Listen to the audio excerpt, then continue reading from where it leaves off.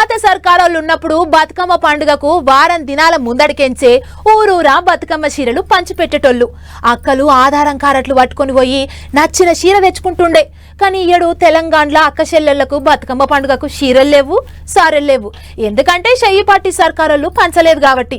అంతా మంచిగానే ఉండదు గాని ఇప్పుడు గీ ఎటుగాని అలా గీ ముచ్చటెందుకు అనుకుంటురు కదా. ఇగో ఈ వార్త చూడరి మీకేరికైతుంది మళ్ళా. ఇగో ఇప్పుడేం పండగ లేదు పాపం లేదు, ఎప్పుడో పోయిన బతుకమ్మ పండుగ ముచ్చట బతుకమ్మ శీలల ముచ్చట ఇప్పుడు ముంగటేసుకోలేంది అని అనుకుంటారు కదా. ఇది మాకు మేముగా ముందటేసుకున్న ముచ్చటేం కాదు సుమా, షెయి పార్టీ ఎమ్మెల్యే సార్ చెప్పిన ముచ్చటే. కావాలంటే సారే చెప్తుండే నోది. ఇక చెప్పరా సారు గా శీలల సంగతి ఏందో నువ్వే. స్వశక్తి మహిళా సంఘాలకు 2 చీరలు ఏదైతే 65 లక్షల మంది మహిళా తల్లులకు 2 చీరలు అంటే ఇంచుమించు 1,30,00,000 చీరలు ఇస్తామనిచ్చిన హామీకి అనుగుణంగా 4,56,00,000 మీటర్ల చీరను తయారు చేయడానికి ఆర్డర్ ఇవ్వడం జరిగింది. ఇది మొదటి దశ.